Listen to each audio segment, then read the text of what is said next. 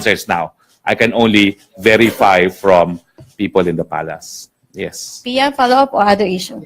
Okay, Pia. Microphone.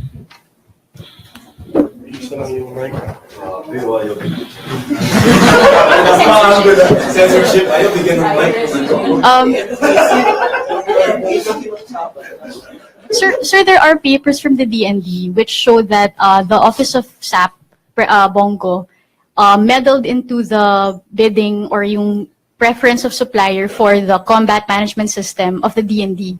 So apparently, based on the documents, his office expressed preference for a South Korean supplier, and the DND or the Navy wanted another supplier. So parang may debate on which, and parang that's what led to the firing of the Navy chief.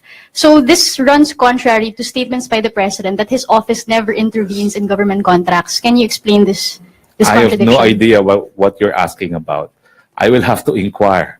I will inquire from SAP if it is true that he intervened. I will inquire from DND if it is true that there is such a bidding, and I will get back to you. I will revert to you after I have talked to them. Sir, I have no idea. But just to clarify, such contracts do in fact reach the office of the President, because he always says it never reaches his desk. I do not know what specific contract you're talking about. You can imagine that there are hundreds, if not thousands, of contracts, no? So I do not know. You have to specify which contract it is, Yes. so that I can make the proper inquiry. Sir, this is the preference for Hanwha Thales, THALES, to provide critical combat management system for 2 warships that were being built by the winning bidder, Hyundai Heavy Industries. I will inquire. Yes. Okay. Okay. I will inquire because I do not know. Okay. Follow-up or other issue? Rose Novenario.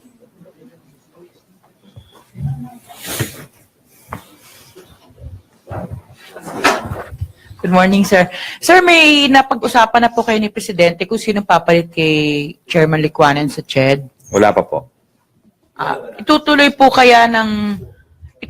kaya yung pag-iimbestiga sa umano'y alingas-ngas dun sa CHED ayon dun sa proposal ni Congressman Nograles? Susuportahan ho ito ng palasyo? Meron na pong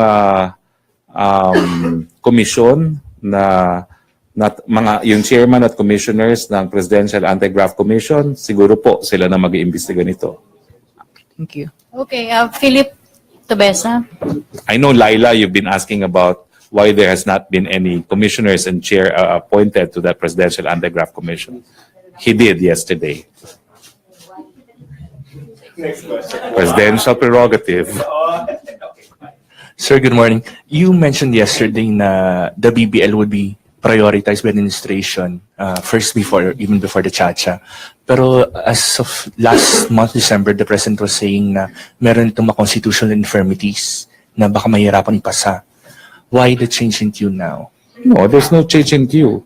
You need to pass a BBL that's consistent with the Philippine Constitution. Simply put. Are we saying na na-address na po yung mga constitutional? Well, whatever has to be passed must comply with the Constitution for it to withstand judicial scrutiny.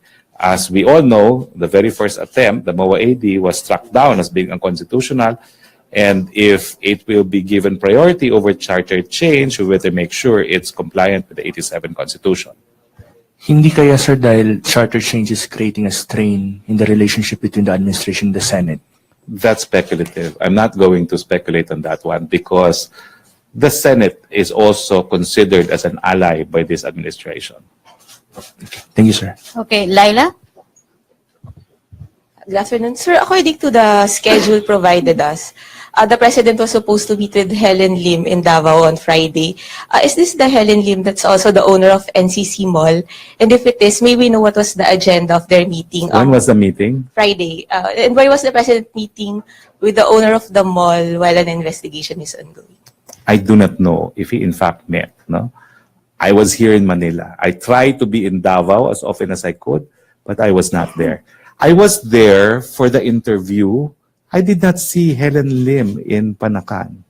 Maybe, I do not know if it happened because I was there before the President arrived. Now I can probably say I did not see Helen Tan in the vicinity of Panakan on Friday. Helen Lim. I did not see her in Panacan. I was physically in Panacan last Friday. So was it canceled, sir? Because it was on the schedule provided to us. I do not know, but I can confirm that I arrived very early in Panacan. I arrived at around 2:30 and I had to wait before Carol Arguelles arrived. Okay, thank you. Okay, Ace Romero. Secretary, was the comfort woman issue discussed during the president's meeting with the Japanese ambassador? I think I have answered that before. I'm invoking privilege because not everything is subject to freedom of information, but I advise you to wait for the Minden News article because the president spoke. About the comfort woman issue. Unfortunately, it's an exclusive interview and I gave my word to the journalist that it will not be divulged ahead of her article on it. I'm sure one installment will be on this. Okay, thank you. Joseph Morong. I'm checking the news just in case she posted. Oh nga, please check. But first, sir, PDRs are not bad per se, right? Because some are using it for, Yes, as investment tools. yes, especially for capital-intensive undertakings. Can we get a clear soundbite? Because someone's saying that, it might have an effect on the investments. PDRs are an acknowledged instrument by which corporations raise funds for their capital requirements. However, the PDR issued by Rappler stands out because it gave it the power to control the company in terms of a 2/3 vote being necessary on the part of the PDR holders in case there are amendments to the company's articles of incorporation or bylaws. Sir, what is the policy of the, ano ba to? Anong position ni Presidente on critical reporting? He has said it in our Christmas party, It's your perception, my perception. For as long as we do our job, it's for the public to conclude for themselves. Okay, thanks. Questions, MPC? Okay, Rose Novenario.